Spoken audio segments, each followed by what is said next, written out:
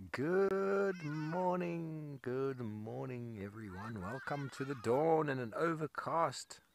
I'm Makala, private game reserve with a herd of black wildebeest behaving crazily. Just loving these open areas here.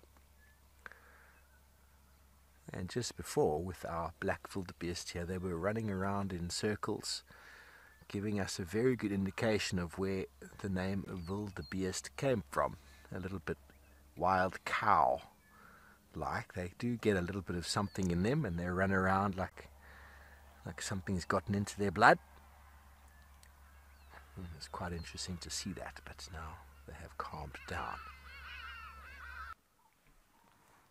We have indeed found some spots, fast spots at that.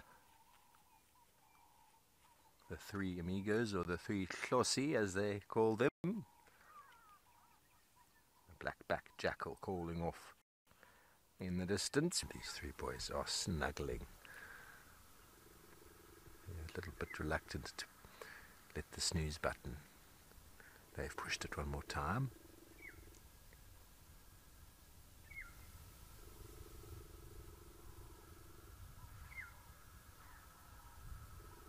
Purring away. And our cheetah boys spotted an ostrich. She's disappeared, and I can see over their heads there is a red hartebeest, but I think they are reluctant. To engage with him.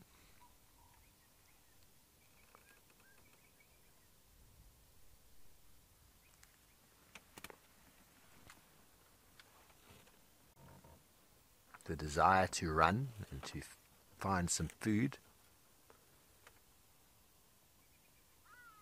They are drivers that will indicate all of these things. How hungry are they? What risks are they trying to take to get that meal?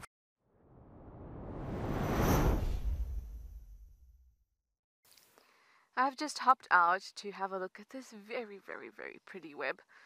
The sun is behind it, so it's like illuminating it like a chandelier, which I think is very gorgeous. It belongs to a tropical tent web spider, but this is one of the biggest ones I've seen. Oh, there is one lonely spider in here. A couple of exoskeletons. Now the way this will work, you can see it just kind of looks like a mess, right?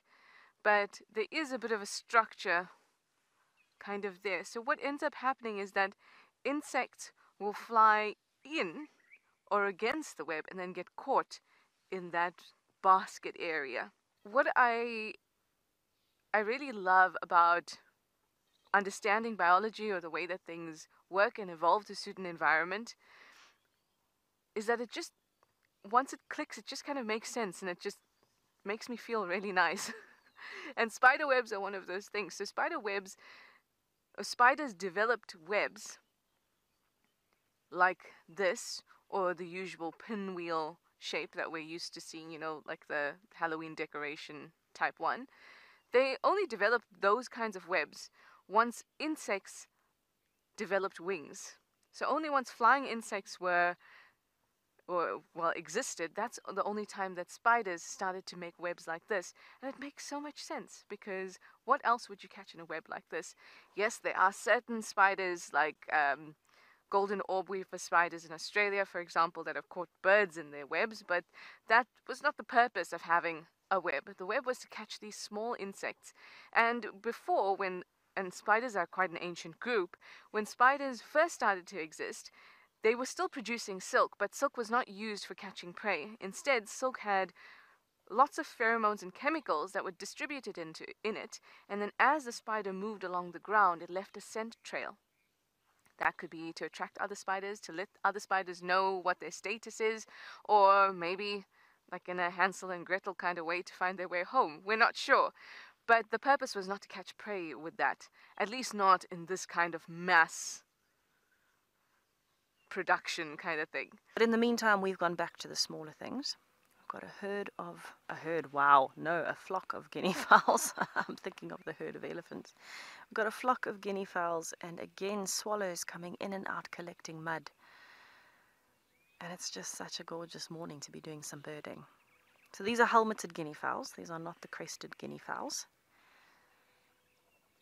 But I would love to be able to show you some crested guinea fowls. Problem is they don't actually occur here. They occur a little bit further north, a little bit further east, and a little bit further south, but they've done a perfect loop around us to avoid us. Paul, we've got elephants coming in on the other side there. Hey, looking at small things has brought in a different herd of elephants. What is happening? Elephants everywhere. I love it when these things work out. Where are you going, Ellies?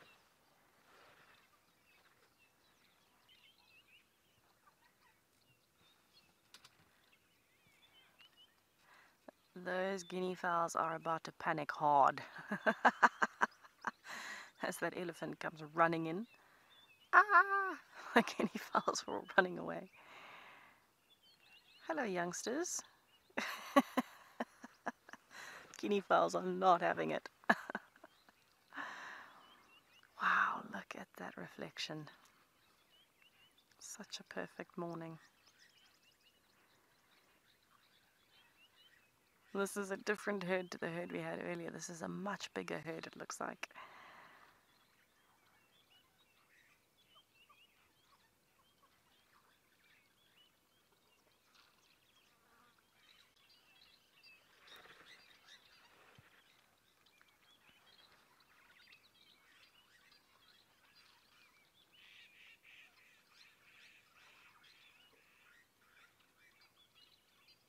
There's more coming in.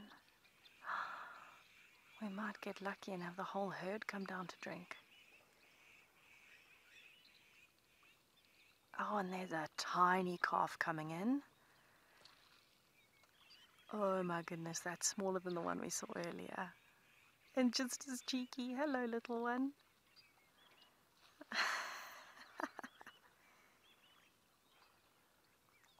Jackie, this is the most wonderful scene.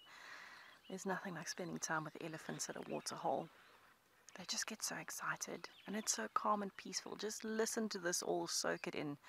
We're in the most gorgeous spot with the bird calls and the elephants combined.